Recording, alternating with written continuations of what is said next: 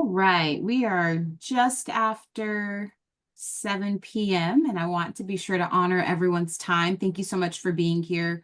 We are recording tonight's session, so if there are those in your community that you think would enjoy this evening's presentation, know that we will share this presentation with you all after this evening's seminar. Welcome to a session on African American land use and forestry, a historical perspective. My name is Bethany Wilkinson. I am the Executive Director of the Sustainable Forestry and African American Land Retention Network. And this Landowner Seminar Series is one that was dreamed up by our Forestry Caucus. And so here in a moment, I'm going to walk through who SFLR Network is and what we do. And then I will pass it off to James Williams, who is our presenter today. And then we will end our time with opening the floor for questions and responses. And so again, glad you all are here. Tonight's session is being recorded and we will share it with you in the coming days as a follow-up to tonight's seminar. So a little bit more about the Sustainable Forestry and African American Land Retention Network. Our vision at SFLR Network is this. We envision a world where African American and rural forest landowners are empowered to protect, control, and enhance their land assets through forestry and conservation, all while building a generational legacy of life on the land. So this is our vision, our big picture, where we're headed as a network.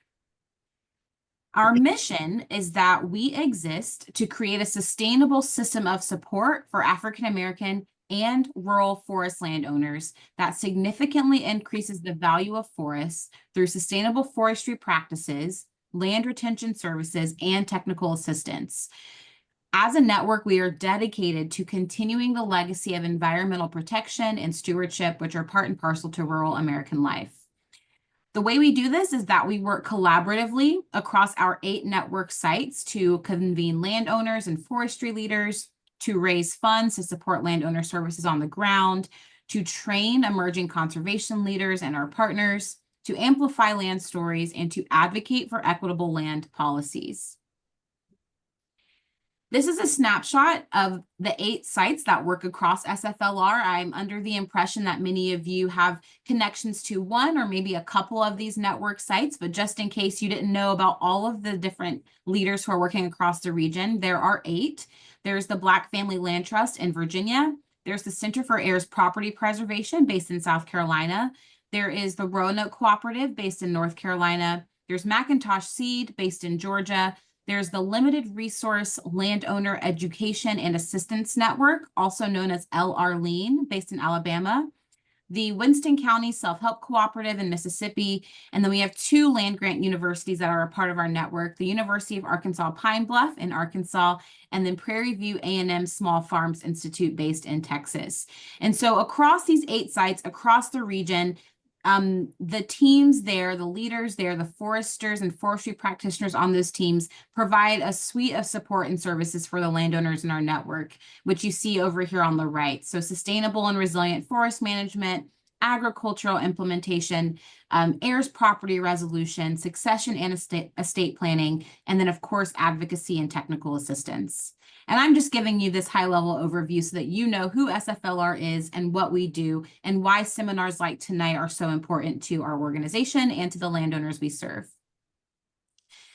And so I'll be passing it over to James here in one moment, but I again wanted to just show you our program areas at the network level. So the sites provide direct services to landowners, and then the role of me and my team is to provide support to the network sites. So again, we convene landowners, foresters, forestry sector and conservation leaders, and more. We raise funds to build the capacity of our network sites and to provide financial assistance to landowners. We train prospective landowners as well as our partner organizations on effective collaboration with our sites. We amplify events and stories from across the network through our social media channels. We also amplify network-wide achievements. And then last but not least, we work in advocacy, working with our partners to advocate for empowering policies to support landowners. So this is who we are at SFLR, the network. And if you want to learn more about us as an organization, you can visit this website here, sflrnetwork.org. You can screenshot this slide or take a picture of it. If you, again, are a landowner or a partner or if you have peers in your community who you think would benefit from the services of our organization, visit our website, reach out. You can also, I'll drop my email address in the chat and you can follow up with me later. But that's a little bit about SFLR. Tonight, we are here to learn from James Williams. So I'm going to go ahead and introduce James. And James, you should be able to, I'm going to double check to make sure that you are able to share your slides. Okay, yep, you should be able to share your slides. A little bit about James. James is a forester for the Center for Heirs Property Preservation. He grew up in East Texas and worked alongside his father and grandfather on logging. Not like us. Not like us. Not like us. He cares deeply about getting more African Americans involved in forestry and sharing their stories. I personally have learned so much about forestry, about African American land use, about its history from the resources and insights James has provided. And so I'm really looking forward to learning from him this evening. James, feel free to take it away.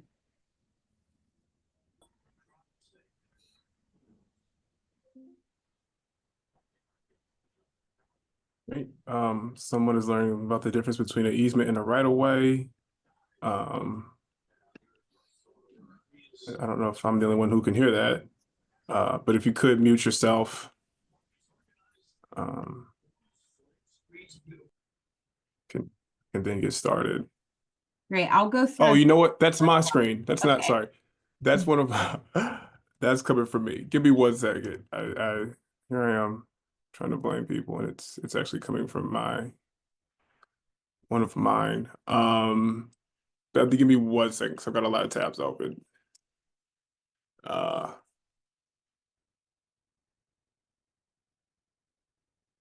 Technology.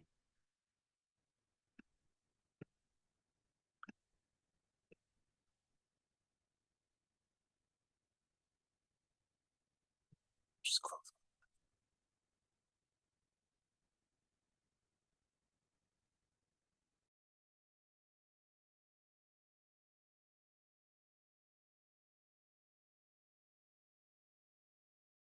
While James is closing his tabs, if anyone would like to drop in the chat where you're located from and whether you are a landowner or a forester or a partner or of the organization, we'd love to get a sense of who all is in the room. So if you're able to drop in the chat who you are and where you're located, that'd be fun for us to learn about.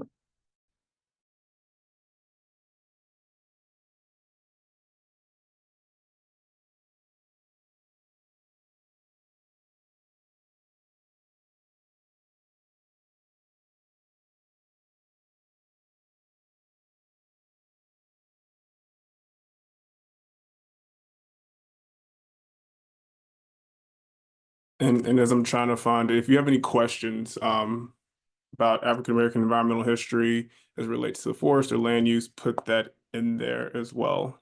And I'll try and get to them.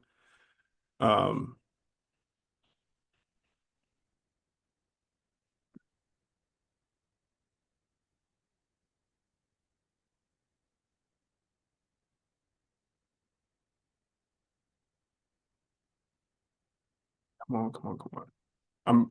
So just letting you know, I have a lot of tabs open and I don't know where exactly it sounds coming from, but I just forced Chrome to quit. So, all right. My sincerest apologies. Let's get into this. So today, I'd like to talk a little bit about, everybody can see my screen.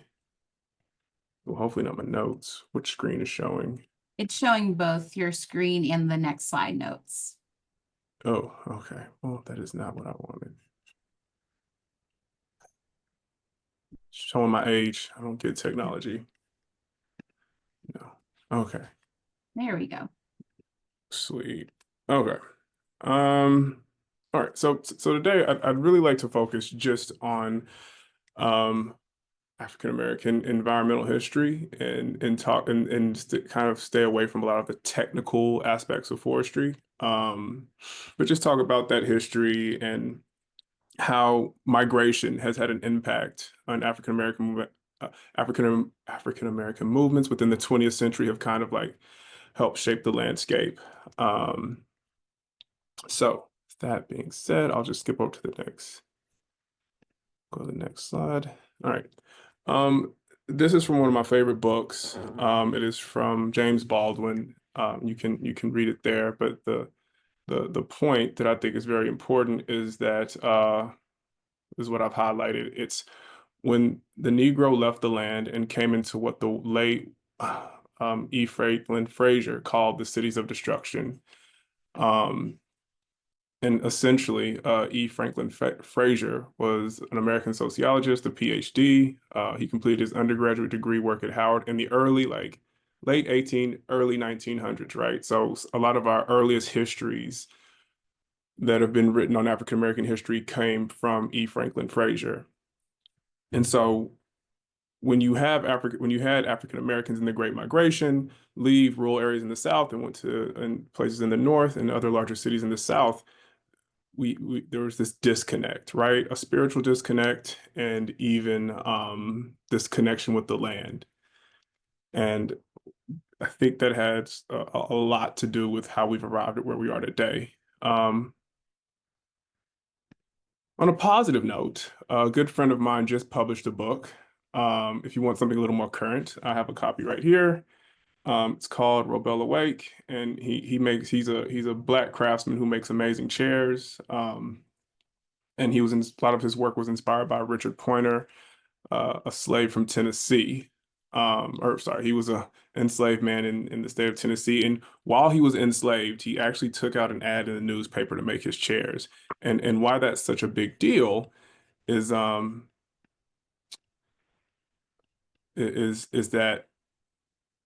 it shows that we still like there's this tradition and continuity of Black craftsmanship and working with woods and working in the forest. And for those of you who are interested, this is the ad that was put in the newspaper by this enslaved person for his chairs. And I think in the book they cover it's not just this, but like in South Carolina, there's a tradition called face jugs. I didn't know about face jugs. I work in South Carolina. I didn't know about face jugs until I met Robel. So a lot of this stuff, a lot of these traditions and techniques can be traced back to Africa. So if you want to connect with your roots or just learn more about like where this comes from or why it's done this way, like there are some connections with the continent. So I think it's really cool. All right. Almost getting to the good stuff. All right. So I want to start here. We've all heard about the term agroforestry. This was the original setup for agriculture and forestry, right? And that's because the forest provided everything your farm needed. And African Americans made excellent use of this system. The forest provided wood for building, structures, fences, as well as heat, so fuel wood. And then the forest also has game. So you have deer, rabbits, turtle. And you can, so you've got and this is not a great map, but you can see it says corn right here, pasture here, grain, hay, and this is forest land, right? So when you had this set up, you had your land cut aside, you had a working forest that you were able to take what you needed out of there, right? So they now call it agroforestry. And everybody's like, how can I do agroforestry? I want to plant trees next to the crops and have trees next to the cattle. Like this is where it really started. And so I think that's important to keep in mind as I go through these next slides. So this is a landowner that I've worked with. It's his great grandson, but this is his family land, and I'm gonna tell you a little bit more about it in a second. This is just the soils map right here. But he purchased 195 acres in 1882. So this part right here. And then he purchased 108 acres in 1907. So this smaller parcel of land here. It's been in the family for 140 years, right? It was extremely fertile, extremely rich. This was all at one point farm. Like they grew cash crops. So this is in Kershaw County, South Carolina. Tobacco, corn, wheat, cotton, are all things that this family grew for decades, right? He had 10 kids, so that's your labor force. My grandparents had 11 kids. It's not uncommon for uh, in these rural areas to have for a couple to have large families because who's going to work all this land? Um, and so, but what's important about this is that as you get into the 1900s, families didn't just want to farm and live off the land. Like some of them went to the military, some of them went to an HBCU. They became educated, they moved to cities. So you have all this land, but you don't have all 10 kids working on it, right? And so when we talk about an heirs property situation or how land kind of gets forgotten about over time, like for a lot of these families, the goal wasn't to just remain in the country. And there were other factors that also kind of led to them leaving the land as well. But this is him. That's a photo of him. And he was actually born into slavery. And on one census record, he is listed as property. And then much later, he's listed as mulatto. Um, and so when he passed away in 1945, he didn't leave a will because why would he think to leave a will? He was born enslaved and he just assumed his sons were working the land and everything would be fine. But that wasn't the case. So now there's this, they've got an heirs property issue, right? Because he had 10 kids. And if you had 10 kids and you passed away in 1945 without probating your estate, you have all kinds of problems. So here we are in 2025. The family still has the land, right? And this is what it looks like now. So you've got this creek that goes through it that kind of bisects this parcel, and then you've got the same creek runs through here to this other parcel, and it kind of forms the boundary line. But I want you to imagine at one point this was farmland, right? This was when you walk the property, you can see the older growth forest and like where what used to be pasture or what used to be land for farming. And I've been out there at least, I don't know, 10 times. So I know it really well. But this is not an uncommon occurrence, right? The forest growth, the forest development over time on former agricultural land is a process known as afforestation, right? And so that's agricultural land reverted to forest. And so you on the left, you have what it used to be, and then on the right, that's what it looks like. Now, as a forester, this is your worst nightmare, right? You don't want to, maybe not your worst nightmare, there are worse things than a forest springing up on former ag land. But and you get these forests that spring up, and this is what's called a secondary forest, right? And a lot of people will often make the mistake of calling this an old growth forest. No, it's not an old growth forest. If at any point in time it was cleared for pasture, farming, anything like that, that's not an old growth forest. It's a secondary forest. And a secondary forest, you see a lot of fast growing tree species, right? So you're going to have a lot of loblolly pine in there, sweet gum, yellow poplar, red maple, winged elm. And so you don't have like this, a lot of these like really high value hardwoods kind of in there. Once again, it also depends on the area, but like in the Southeast, like that's what you're going to see on this former agricultural land, like just this, a lot of those trees. So once again, it is not an old growth forest. And it is also, it's a forest, it's a secondary forest, and it's going to be, like I said, loblolly pine in there, sweet gum, yellow poplar, red maple, and some elm. Winged elm. And winged elm grows anywhere. I mean, loblolly pine grows anywhere too. Loblolly pine will grow in the gutter of a house. And so with that, we're at this point in time where you have African Americans leaving.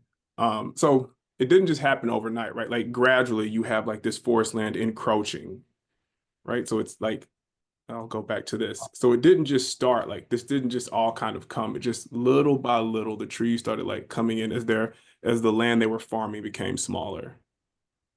So what may have been like those farm woods that started way out here along the borders of the property over time just kind of came in because I remember when I first went there, he said when he was growing up, he remembers them like growing watermelon and having like watermelon like fields to do that, which there's that there's nowhere where you can plant anything today. All right. And so another thing I think is cool is that when you had these rural farmlands, he said that they didn't have tractors or large machine. It was all done by hands and with mules. And I can believe that because those were luxury items that you would need to have financing to get your hands on. Now, later, of course, like John Deere and maybe some other companies made it accessible. But in the earliest years, it would have been really difficult for a Black family to get their hands on like mechanized equipment to make farming easier. And so I think that's really incredible that like you have this tradition of doing things by hand and using mules to help manage and work with your farmland. And once again, this is all tradition, right? So it's just the way that things had been done since, slavery. All right. So this is something we should all have learned in high school. The Great Migration. So you have this movement of African Americans leaving the South and going other places because of racism, because of opportunities, you name it, it's a good enough reason to leave. But what they left behind was their 60 million acres of land in 1910. So they had 60 million acres of land, and in 2023 it was less than 4 million, right? That we owned in the South.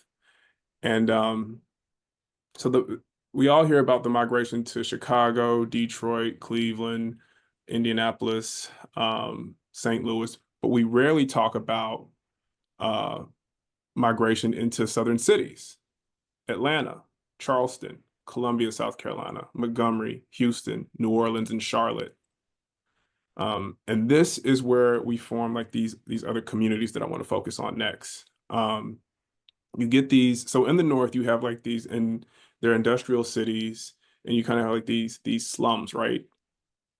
But in the South, Black neighborhoods, and has very few exceptions. You have Black neighborhoods and communities that sprang up in like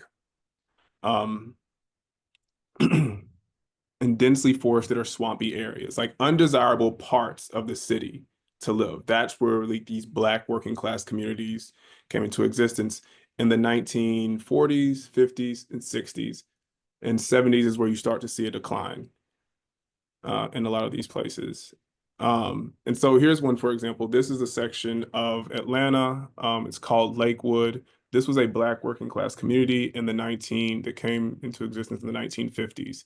So that same group of people who were once living in rural areas, like, boom, we moved to a city, and this is where we're kind of like allowed to live, densely forested. And over time, so you have a established Black neighborhood. They're educated, right? Or they have a trade. So they work in automotive, they're teachers, they're dentists. And so they've pulled themselves together. And then some things happen in the 1970s, in the 1980s, and the 1990s that really broke a lot of these communities. And so in urban areas, and this is just kind of a side, you have these trees and you have like densely forested areas that as the family homes are kind of like, I don't know, in flux or forgotten about, you have a lot of tree failure in the Southeast in historically Black neighborhoods. And next time you're driving through one, right? Well, if you're in Charlotte, just go to what used to be the Black side of town, whether it be Little Rock, wherever you are, and see what those trees look like, right? And hopefully you don't see this, but these are some of the things that can and have happened when you have like, once again, these movements and migrations and what's happened with historically Black neighborhoods in cities.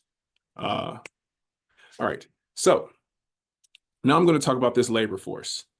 And I grew up in East Texas. Huntsville's in the heart of the piney woods. So in East Texas, there's 12 million acres of forest land, and that's second only to Alaska in total forest coverage. So that's more than Alabama and Georgia combined. So, gotcha.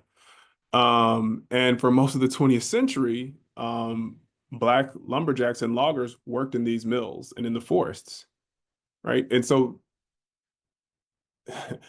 that's what created a lot of the towns in East Texas. There's a town today called Woodville, Texas. And for those of you who know follow the lumber industry, Woodville, sawmill town in East Texas. And if you remember like the old paper companies and sawmill companies, like I'm old enough to remember Champion Paper. I'm old enough to remember Louisiana Pacific. Um, for those of you who have been doing this a long time, like all those old lumber companies, like before they all became basically GP and IP. Um, I remember growing up around them because that's what we had around Huntsville. But in Woodville, there's now a German pellet plant. So the industry has not gone away. It's just kind of evolved. And those wood pellets are biofuel that are being shipped to Europe. Um, and that's a whole nother thing that it's evolved into. But you have all these small towns that have died off and kind of gone into like when I grew up, my hometown had 5 sawmills, Huntsville, Texas. There were 3 within a 5-mile radius of my house. Right. And that's what my family did.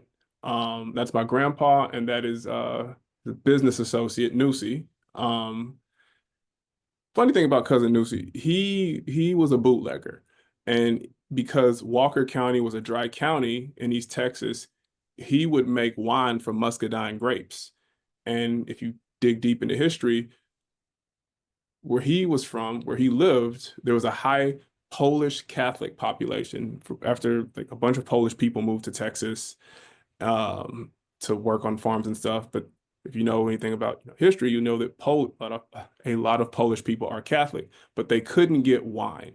So who do you go to? You go to the bootlegger who's making this wine from muscadine grapes, right? You can make wine from muscadine grapes. So once again, forest is a source of all sorts of things. Sorry, neither here nor there. But my grandfather was a logger, my dad was a logger. Um, like some of my earliest memories was hearing them talk back and forth about puckwood. And I'm like, what is puckwood? Are they making hockey pucks out of it? Turns out they were saying pulp wood, but the accent or the enunciation, it comes out as puckwood. But this is actually one of my dad's log trucks, a loader. I think you can see like a skidder in the background. This was it. This is what my summer job whenever I'd come back from college. And I promised I would never have anything to do with this. And somehow I'm still here. But it's I do see a lot of value in it, and I see a lot of value it has for landowners, and it's a really important history that I think for the next 4 years is going to be very important because we're all out here trying to bring back American jobs and American lumber and all these things, according to this current administration. So before logging crews, trees were tapped for turpentine, and this is what my great-great-grandfather did. So my grandfather's father, who had him, this is funny too. My great-grandfather, no, okay.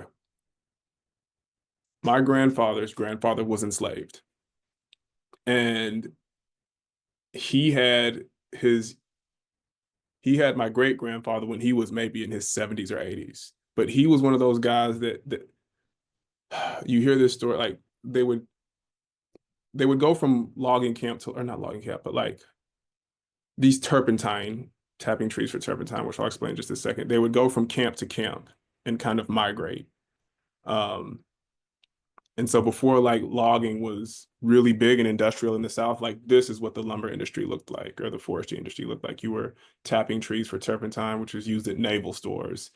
Um, can't remember the entire history, but I know it has something to do with like ships. and you're getting the resin from the gum and pine trees. I know it decimated longleaf in a lot of areas, so North Carolina for sure was one of those places. But that was like the precursor to our modern logging industry. So you got a lot of investment from up north where they would put in mills and create whole towns around the mills, right? That's how these like a lot of these towns in like Louisiana and East Texas, came into existence. Is they were right in the middle of very dense forest. So you get sawmill towns like Woodville, Texas. Huntsville, Texas was around before the sawmills, but um, like this is from the Great Southern Lumber Company in and they put this in Bogalusa, Louisiana, right? There's nothing in I mean, maybe there was something in Bogalusa, but um, they saw the opportunity, they had the capital, and they put that capital work in the South. And a lot of people made money, and that labor force was a lot of African American men. Uh, does that make sense? I've only got like a couple more slides. Yeah, literally like, yeah, just two more. And then I'm gonna open up to questions. Um, and so yeah, that is who that labor force was. There's a lot of documentation on this. I apologize for the quality, but that's a train that would take the logs directly to the mill from where they were cutting. And this was seen as like this was an efficient way to transport that, right? So when you think about like the West Coast logging in sawmills, you see all these images of logs floating downstream. In the South, we were putting like actual trains into the forest and transporting that out to the mills. But yeah, you had black lumberjacks doing this, and they were so good. They were so good, and this is where I'm gonna end that the Bowman Hicks Lumber Company in the early 1900s like hired, I think it was like 60 black lumberjacks to move to Oregon. And the crazy thing about Oregon is Oregon was intentionally created as a state to, well, I don't know if it was intentionally created, but in their state charter, they said no blacks or Negroes allowed, right? So they intentionally were like, when they achieved statehood, they're like, yo, we're going to make sure no black people are here. So you talk about racist roots and racist foundations, like that's Oregon. Um, but the Bowman Hicks Lumber Company was like, we just want the best people. And so they went and recruited hundreds of qualified loggers, and there was a good number of them were black men, I think from like, I was told Arkansas, uh, but I'd imagine, I mean, you could get them from anywhere, but I heard what I remember being told when I heard about this place is they came from Arkansas. And they took them all the way to this remote part of the country in Walla Walla, or close to Walla, Washington, or Walla Walla, Washington. Yeah, really in the middle of nowhere. Not even close to the ocean or Portland. You're way over here. Um, but they thrived, and there's actually a museum there today that talks about that history. And they thrived, and it worked out well for Bowman Hicks as a lumber company, and it worked out well for um, some of those loggers and lumberjacks who went to Oregon. So much so that they have like one of their ancestors or great grandkids is still there running that museum. And it's yeah, it's that museum is part of like a broader network of African American museums. But yeah, it's called the Maxville Heritage Museum. So and now we have my friend Darius who rides around Atlanta asking people to measure their tree. So I will stop it on this slide and take questions. Have I considered writing my own book about Black forestry and farming? If somebody cuts me a good deal, I absolutely will. I've got some really cool stories, Lauren. Um,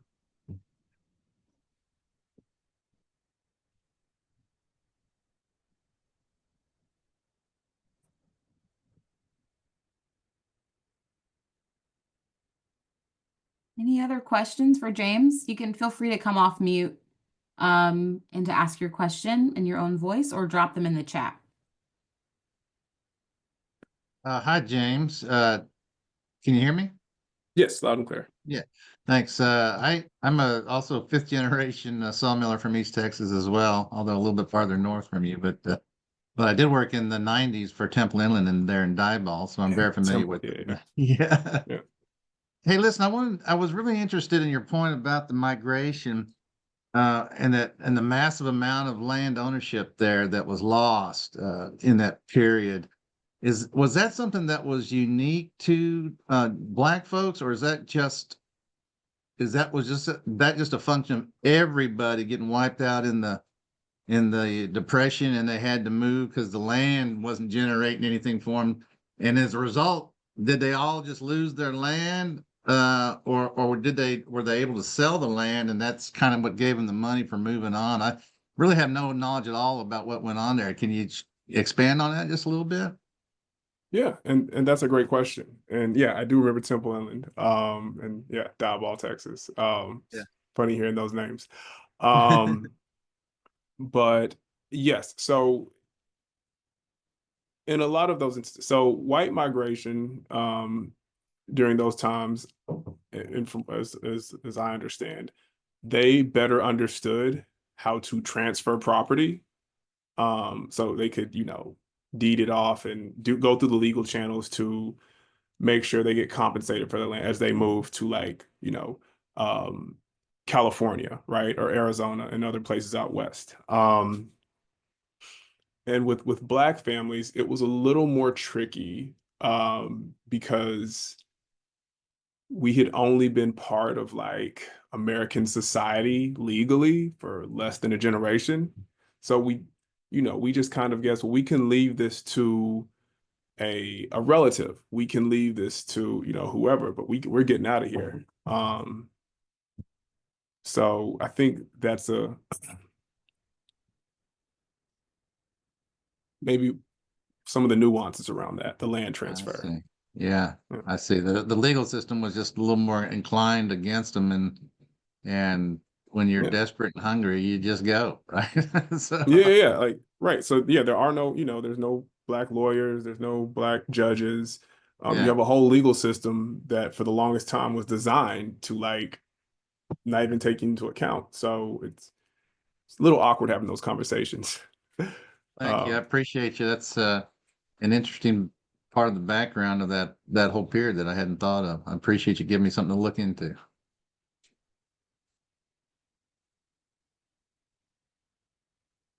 Lauren had a follow-up question. I'm just going to get to that. So yes, I do help landowners in South Carolina manage their forest land, and yeah, that's like my day job. Then I see a question from Bria. How do you think we can continue to encourage future generations to be stewards of our forests and fight for their farmland? Show them the money. I mean, it's simple.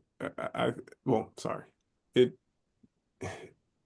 I think when we talk about forest in the United States, the first thing we always talk about is we have to protect trees. We have to save every tree. Trees give us oxygen. Trees, help prevent erosion and all these things, which is true. But trees are also product. And if you're going to have humans next to trees, you have to look at it like in that early slide as a farm forest. You have to account for human activity in proximity with nature, right? Um, I think one of my favorite, and I kind of love this, and it's something I've been talking about a little bit more recently, is urban forest or forest in general. Um, if you think about Maine, where you have all these fishing villages where people get their lobster. Um, these families, these communities have been fishing for lobster for generations, right? Or trapping lobster or whatever it's called. And as they're doing that, like no one ever says like you're getting all the lobster. We won't have lobster for future generations because you have a community working together in harmony as stewards of the ocean.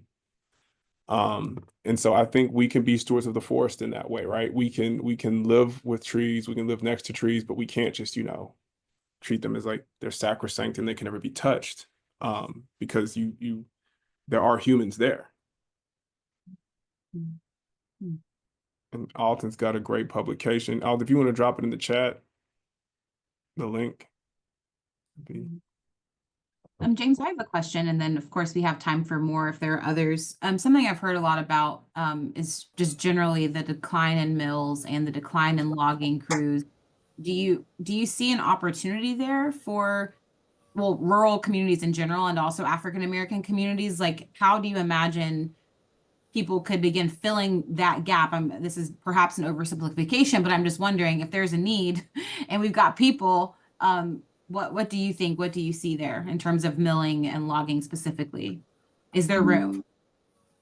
Yeah, there absolutely is. And if, once again, I hate to bring politics into this, if this current administration is true to their word, we should, there are mills in the South that are just sitting. Like those mills, those two of those mills that I grew up next to, they're just there. The equipment's there, they're just abandoned, right? They're collecting rust.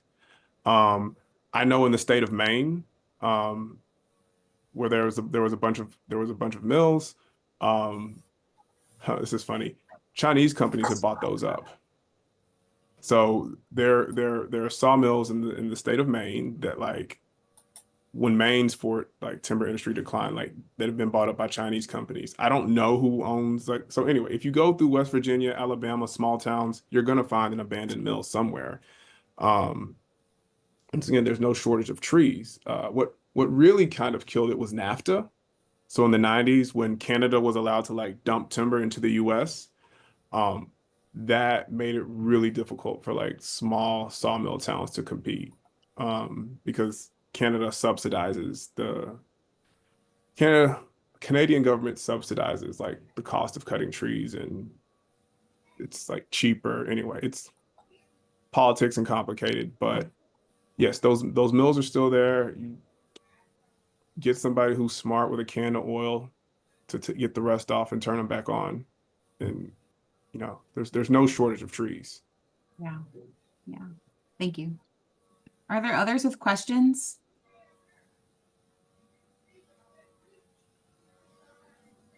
Hey, James, just wanted to comment, great presentation.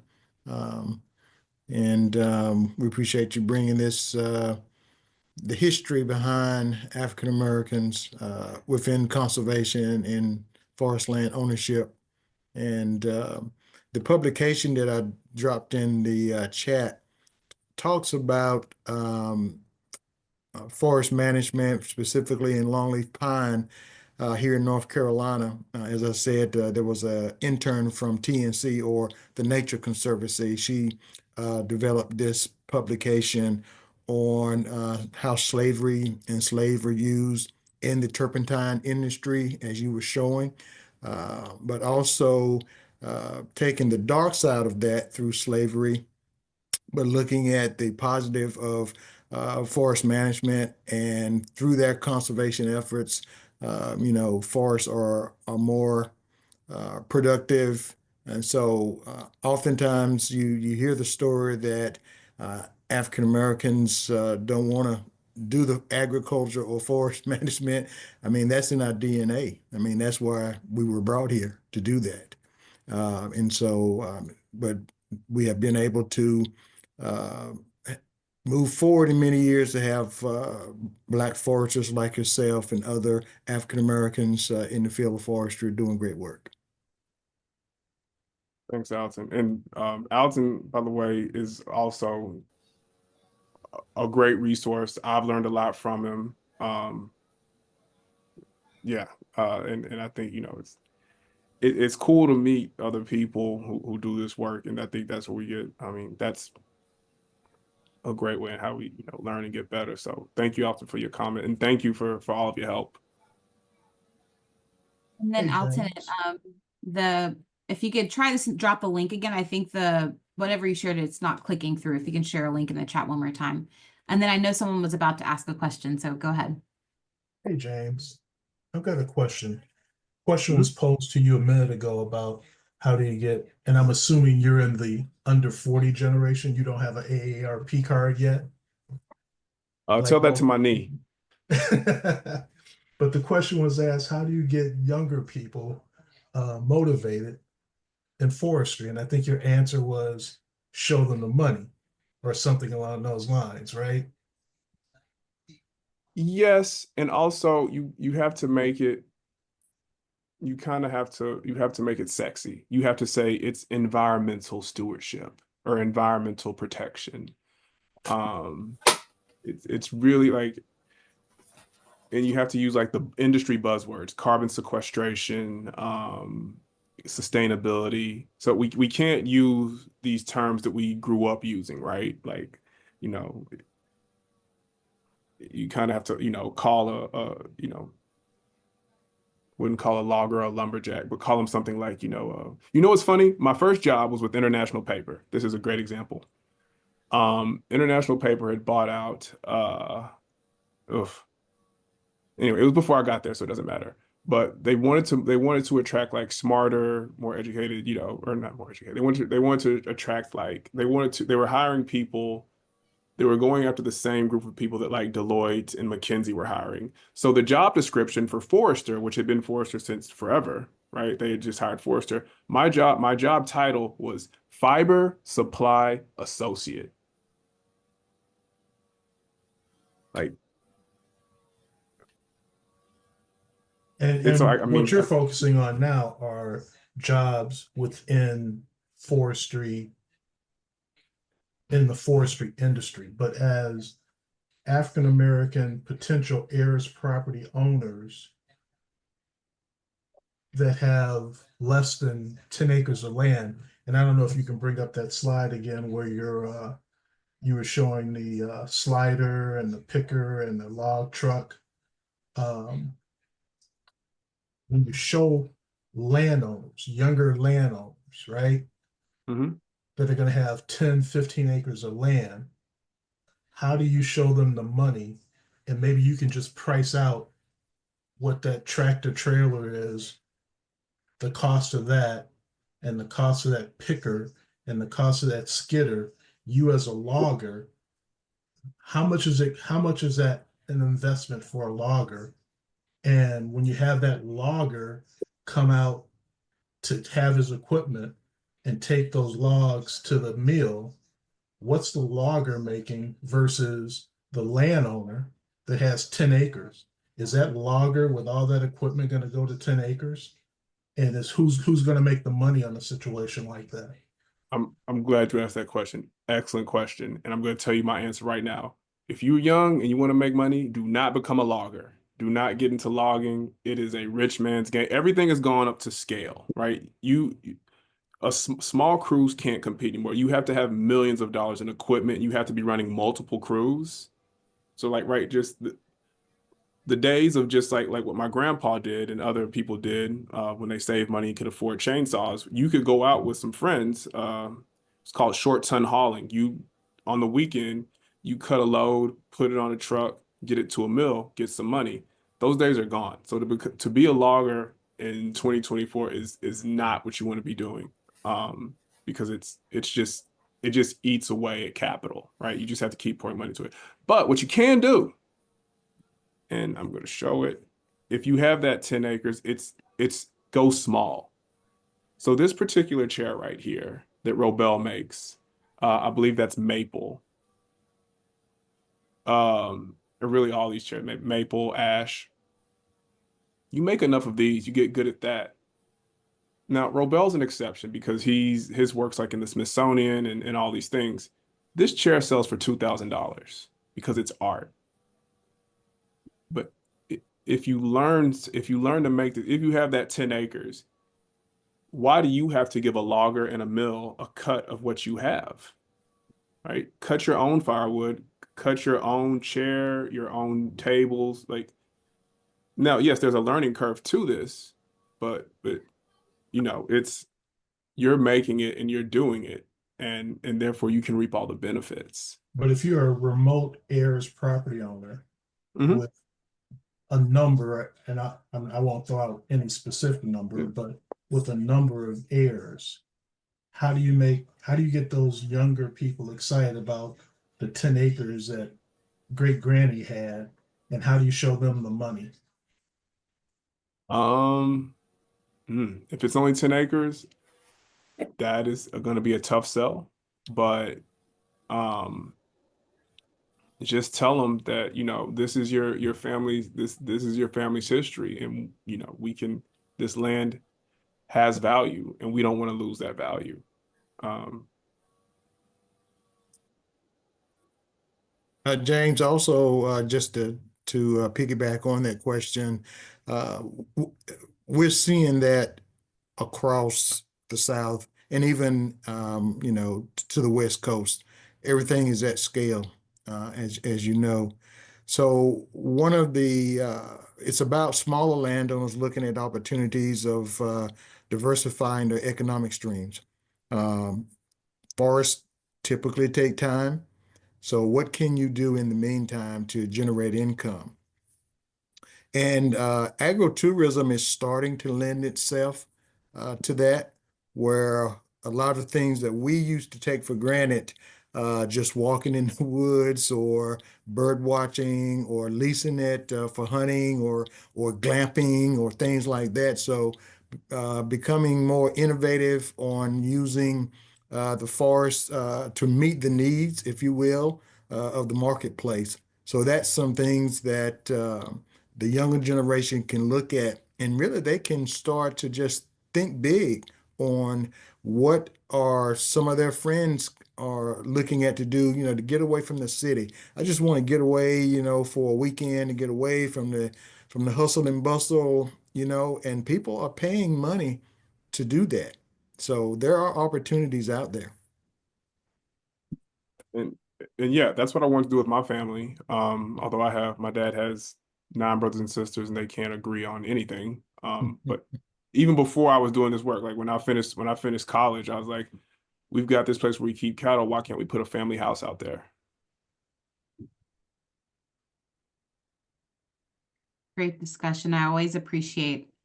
I find increasingly that conversations about African American and Black history often turn into discussions about African American and Black futures in the next generation. So, great question, Mr. Bowler, and thanks for y'all leaning into that one. Any other questions for James before we close for tonight?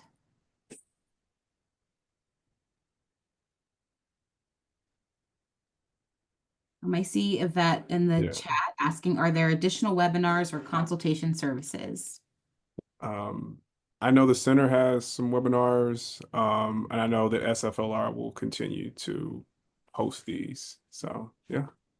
Yes. Yeah. The question, yes, Yvette, I'm happy you're here. You can check out sflrnetwork.org for additional webinars or just sign up for our newsletter. And then all of the 8 sites across the region have a different webinars and sessions and events and ways that landowners can get involved. So the sflrnetwork.org has links to all 8 sites, but then there are also sites in specific states that you can learn more from. And then James, Lauren is very excited about your book. Yes. Yeah, me too. I'll let you know once I find an agent in a publishing house what they have to say about the pitch. But no, thank all of you for being here. Thanks Bethany and Bria for reaching out to me. I'm really sorry about the technical difficulties earlier. But like I said, it's real, like for all of us. Like this all happened. I mean, assuming, sorry, I'm making a lot of assumptions about everybody's family history, but this is factual, like across the Southeast, with very few exceptions.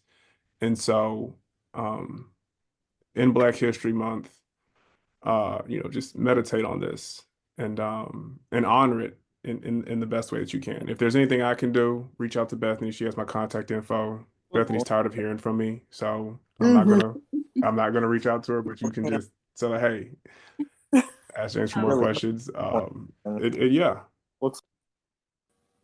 Cool. Thank you so much, James. And I think James has great book recommendations too. So if you wouldn't mind sending those to me or Bria, James, we can also Yeah. put that in the follow-up email for those who want to read and learn more. Black Get Craft. Robel's book. Yeah, History of Black Yes. Craft. And you know what? Sound like I know a lot of facts and figures.